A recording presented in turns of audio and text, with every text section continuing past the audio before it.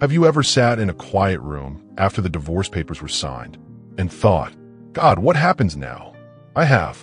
And it was in that silence that I heard the loudest lies of the enemy.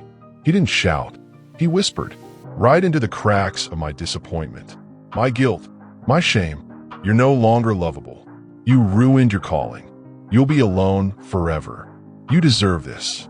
God is done with you. And for a long time, I believed every single one of them. But then something happened.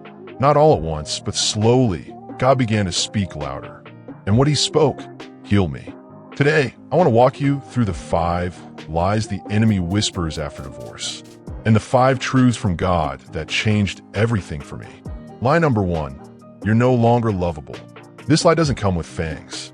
It comes with silence, with scrolling past happy couples on Instagram, with seeing wedding photos of friends, with wondering if you're now damaged goods.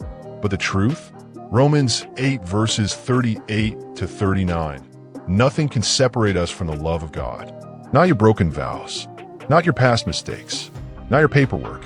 You were loved before the divorce, and you're still loved now. Lie number 2, you destroyed your future. I used to believe that divorce tore up the blueprint of my destiny, that somehow I stepped out of the story God was writing for me. But the truth is, God's pen didn't break when my marriage did. Jeremiah 29 verse 11. For I know the plans I have for you. Notice it says plans, plural, because when plan A falls apart, God doesn't panic. He redirects. Divorce didn't delete your calling. It may have just uncovered it. Lie number 3, you'll be alone forever. This one hits hardest at night, when the house is quiet, when the other side of the bed is empty, when you eat dinner alone again. But alone doesn't mean abandoned, and silence is not the same as absence. Isaiah 41 verse 10. Do not fear, for I am with you. God's presence is not conditional. He walks into your loneliness, not away from it. And even when no one else understands, he does. Lie number 4, you're disqualified from ministry or purpose. The enemy loves to weaponize our past. He'll say, you messed up too bad. Sit down. Stay quiet. You've lost your chance. But if failure disqualified people, then Peter wouldn't have preached at Pentecost. Then Paul wouldn't have written half the New Testament.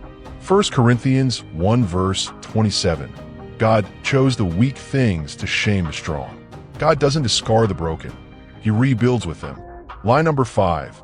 You deserve this pain. This one stings the most. Because maybe you made mistakes. Maybe you walked away. Maybe you weren't perfect. But here's the truth. God doesn't do punishment. He does redemption. Isaiah 61 verse 3. To give them beauty for ashes.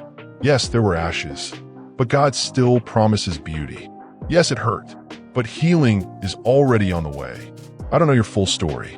I don't know who left or why it ended, but I know this. Divorce doesn't define you. Jesus does, and he calls you. Still loved, still chosen, still usable, still his. You're not forgotten. You're not too late. You're not too far. Lord, I've listened to the lies. I've carried the weight.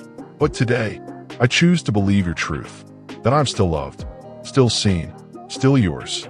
If this message met you right where you are, don't keep it to yourself. Comment below, still loved.